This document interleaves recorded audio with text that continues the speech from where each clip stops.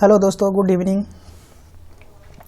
आज हम लोग टैली में सीखेंगे बेहद ही इम्पोर्टेंट और इंटरेस्टिंग फीचर्स अकाउंटिंग वाउचर्स के बारे में। अकाउंटिंग वाउचर जो कि जर्नल एंट्री जिसमें होता है अकाउंटिंग वाउचर में। तो सबसे पहले हम लोग टैली खोल लेते हैं। टैली के आइकॉन पर जाकर के डबल क्लिक करेंगे। अब यहाँ पे अकाउंटिंग वाउचर के अंदर चले जाते हैं। तो इसमें सबसे जो ध्यान देने वाली बात है, इम्पोर्टेंट बात है, वो है कि इसमें किस में हमको एंट्री करना है। पेमेंट वाउचर में करना है या रिसिप्ट वाउचर में करना है या जर्नल में करना है या सेल्स में या परचेज में। जैसे कि हम लोग यहाँ पर देखते हैं, जैसे कि ये आ गया जर्नल वाउचर का पेज खुल चुका है। तो यहाँ पे साइड में हम लोग देख रहे हैं कि शॉर्टकट की दिया गया है। F2 से F2 प्रेस करने के बाद डेट चेंज होगा। यहाँ पे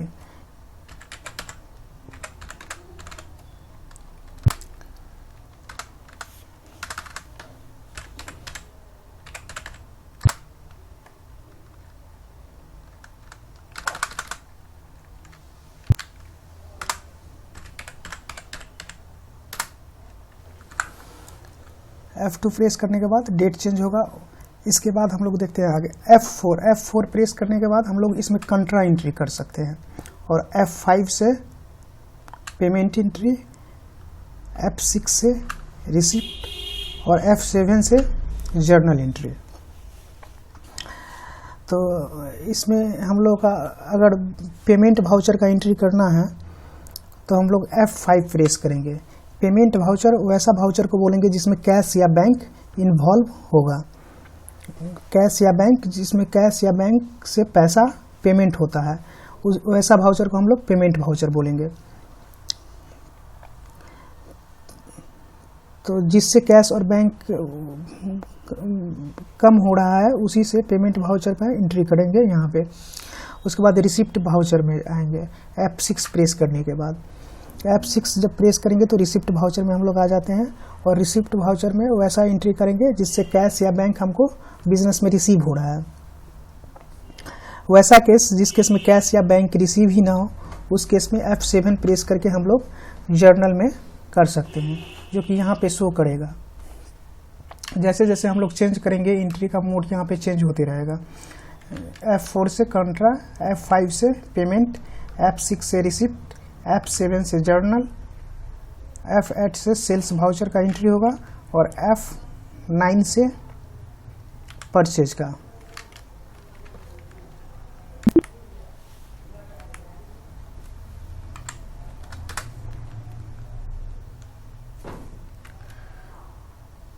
अब इसके बाद अकाउंटिंग वाउचर्स का फीचर्स यही है। इसमें हम लोग जर्नल एंट्री करते हैं।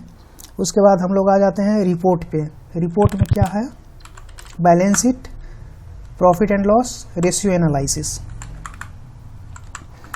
अब बैलेंस शीट में रिपोर्ट दिखाता है। यहाँ पे जर्नल एंट्री करने के बाद हम लोग का बैलेंस शीट ऑटोमेटिक तैयार हो जाता है। टैली सॉफ्टवेयर में सिर्फ जर्नल एंट्री पे ही हम लोग को ध्यान देना होता है मेन।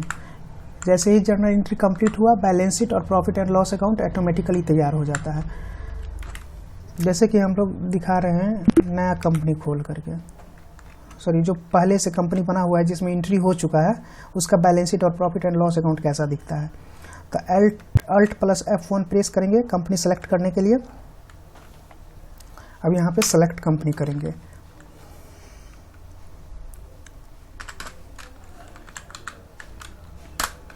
जैसे कि यहाँ पर देख रहे हैं कि मिंकू कुमार का अकाउंट्स मेंटेन हुआ है। तो इसमें देख रहे हैं, इसमें एक्चुअली पहले से एंट्री हो चुका है। तो इसका बैलेंस शीट कैसा दिखेगा? ऐसा दिखेगा।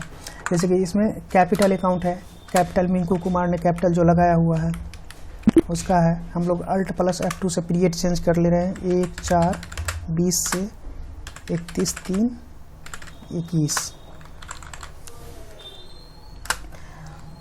बैलेंस शीट में आने के बाद यहाँ कैपिटल अकाउंट मिंकू कुमार का दिख रहा है।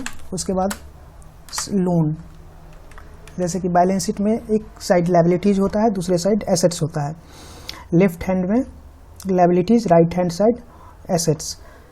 तो जो भी लायबिलिटीज होगा वो लायबिलिटीज में दिखेगा, जो भी एसेट्स होगा वो एसेट साइड में दिखेगा। तो कैपिटल अकाउंट्स में प्रोप्राइटर पार्टनर्स का कैपिटल रहेगा या कंपनी का शेयर कैपिटल रहेगा कंपनी के केस में। ट्रस्ट एनजीओ के केस में कर्पस फंड या जनरल फंड जो कुछ भी बोल सकते हैं उसको, डोनेशन वगैरह, डोनेशन फॉर स्पेसिफिक पर्पस। इसके बाद आ जाते हैं हम लोग सिक्योर्ड लोन में। सिक्योर्ड लोन में ऐसा लोन जो कि सिक्योर्ड है पहले से। उसके बाद करेंट लायबिलिटीज, सस्पेंस और profit and loss accounts. Fix assets में फिक्स एसेट्स दिखेगा, करेंट एसेट्स में loan and advances assets, sundry debtor, cash in hand, bank accounts, TDS receivable. TDS receivable जो भी करेंट एसेट रहेगा उसका एंट्री यहाँ पे आ जाएगा बैलेंस शीट में। उसके बाद प्रॉफिट एंड लॉस अकाउंट देखते हैं। तो प्रॉफिट एंड लॉस अकाउंट में अभी इसमें कुछ भी नहीं दिख रहा है क्योंकि एक्चुअली प्रॉफिट एंड लॉस का एंट्री हुआ नहीं है। तो डायरेक्ट इनकम और डायरेक्ट एक्सपेंसेस यहाँ आ जाएगा और इनडायरेक्ट एक्सपेंसेस, ग्रॉस प्रॉफिट और ग्रॉस लॉस।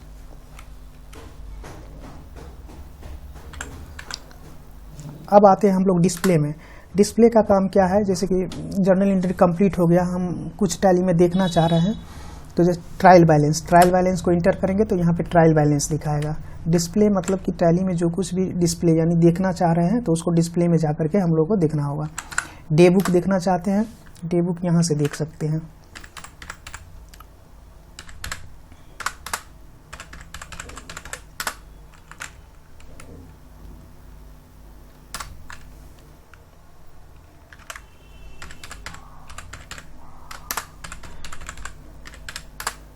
इसमें एंट्री नहीं हुआ है अभी। अब आ जाते हैं हम लोग कैश बुक देखने के लिए। कैश बुक यहाँ से देख सकते हैं, ledger, group summary, group voucher, sales register, purchase register, general register, skip करके बाहर आ जाएंगे।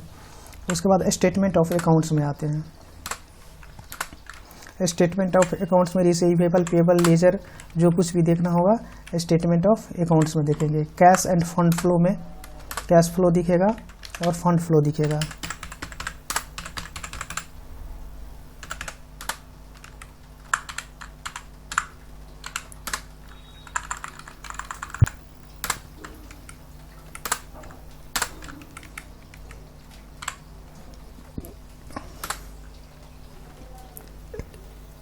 इसके बाद लिस्ट ऑफ अकाउंट में, लिस्ट ऑफ अकाउंट जैसे कि टैली में हम लोग लिस्ट ऑफ अकाउंट कितना बनाए हैं उसको अगर डिस्प्ले देखना चाह रहे हैं तो डिस्प्ले में जा करके लिस्ट ऑफ अकाउंट में जाने के बाद वो यहाँ पे दिखाई देने लगेगा।